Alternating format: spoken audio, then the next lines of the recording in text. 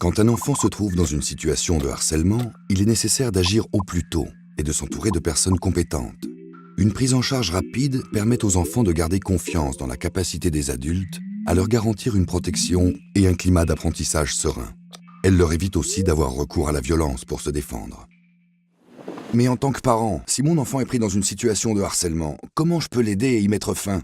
À qui je dois m'adresser? Est-ce que je contacte directement les parents des autres enfants? Est-ce qu'il faut que je change mon enfant d'établissement pour être sûr qu'il n'y ait pas de représailles?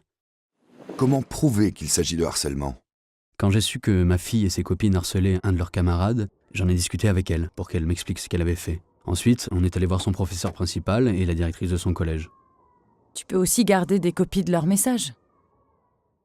Et qui pourrait m'aider? Avant tout, il faut contacter l'établissement scolaire.